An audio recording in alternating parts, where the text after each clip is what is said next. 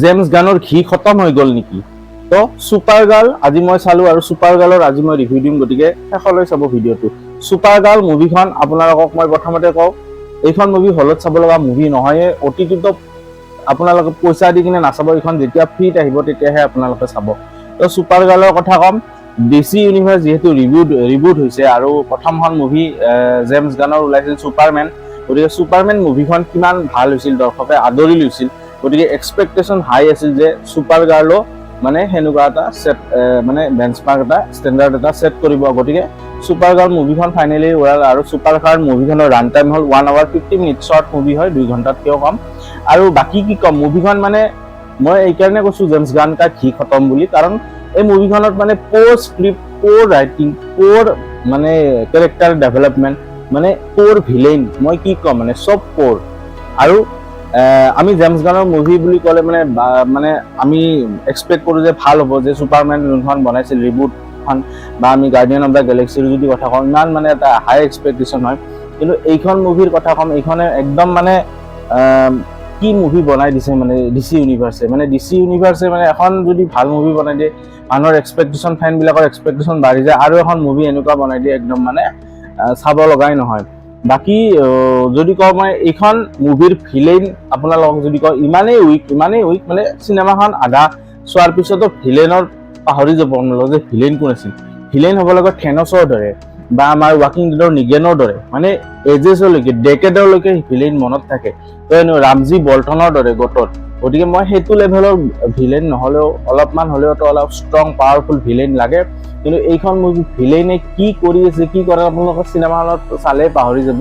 আৰু ষ্টৰি যদি কথা, মই একদম চিম্পল ষ্টৰি, আমাৰ কাৰা, আমাৰ যি ছুপাৰ গাৰ্ল থাকে, ছুপাৰ গাৰ্লৰ যি ডগ এটা থাকে আপোনালোকে গম পায়, ডগটোৰ নাম ক্ৰিপ্টো, আৰু ক্ৰিপ্টোক কোনোবাই এদিন সেই ভিলেইনজনে মানে গুলিয়াই, আৰু গুলিওৱাৰ পিছত এটা ভাইৰাছ স্প্ৰেড হৈ যায় আৰু বেমাৰত পৰে ক্ৰিপ্টো। গতিকে সেই ক্ৰিপ্টোক বচাবলৈ এটা প্লেনেটৰ পৰা আন এটা প্লেনেটলৈ আমাৰ ছুপাৰ গাৰ্লে যায়।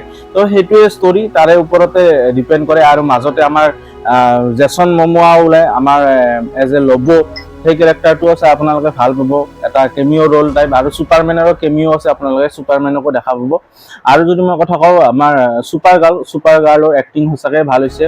মিলি এলকক আমি ইয়াৰ আগতে হাউচ অফ দ্য ড্ৰেগনত দেখিছোঁ তেওঁক ফাৰ্ষ্ট ছিজনত, গতিকে তেওঁৰ মানে পাৰফৰ্মেঞ্চ ভাল হৈছে। আৰু কেৰেক্টাৰ ডেভেলপমেণ্ট এইখন মুভিৰ মই যদি কওঁ একদমেই মানে উইক। আপুনি কেৰেক্টাৰ্ছৰ লগত ইম'চনেলি কানেক্ট হ'ব নোৱাৰে, যেনেকৈ আমি ছুপাৰমেন মুভিত ইম'চনেলি কানেক্ট হৈছিলোঁ বা মেন অফ ষ্টিল মুভিত কানেক্ট হৈছিলোঁ, এইখন মুভিত তেনেকুৱা নাই।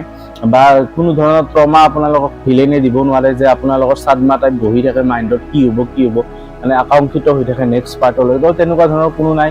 ভিলেইন মই কৈছোঁ নহয়, বহুত উইক ভিলেইন, আৰু কোনো এটা কেৰেক্টাৰ্ছৰ ভালকৈ ডেভেলপমেণ্ট কৰা নাই। আৰু মই যদি কওঁ চিনেমাখনৰ আজিকালি কি হৈছে, CGI ইমান প'ৰ, গ্ৰীণ স্ক্ৰীণ ইউজ কৰা টাইপ গমেই পায়, VFX ইমান প'ৰ হৈছে, ইমানে বেয়া হৈছে চিনেমাখনত, গমেই পাই যায় যে গ্ৰীণ স্ক্ৰীণ ইউজ কৰিছে বহুতটা জেগাত। আৰু সেইটোৱে আৰু চিনেমাখনৰ মই অলৰেডি প্লটৰ কথা ক'লোৱে। গতিকে ছুপাৰ গাৰ্লে কি হ'ল জানে আপোনালোকে, কাৰ পৰা কেনেকৈ মানে য়েল্ল' ছানৰ পৰা এনাৰ্জি পায়, কিন্তু তাই থাকে এটা ৰেড মানে প্লেনেটত, মানে য'ত তাই মানে পাৰ্টি চাৰ্টি এইবিলাক কৰি থাকে। গতিকে তেনেকুৱা টাইপৰ, আৰু নিজৰ ক্ৰিপ্টক বচাবৰ কাৰণে বেলেগ প্লেনেটত যাই কিনে কেনেকৈ কি কৰে আপোনালোকে চিনেমাখন চালেই গম পাব। গতিকে প'ৰ স্ক্ৰিপ্ট, প'ৰ ৰাইটিং, প'ৰ কেৰেক্টাৰ ডেভেলপমেণ্ট, প'ৰ VFX, এই চিনেমাখনত যদি মই আউট অফ 5 ষ্টাৰ দিব লাগে, তেনেহ'লে মই এইখন চিনেমাক 2.5 ষ্টাৰ দিব পাৰিম, বা 3 ষ্টাৰ মেক্স টু মেক্স দিব পাৰিম।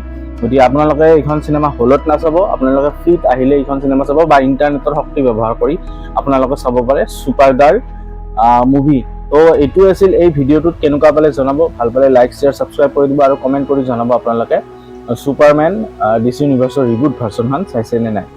তো তেতিয়ালৈ এৰিছোঁ, থেংক ইউ, বাই।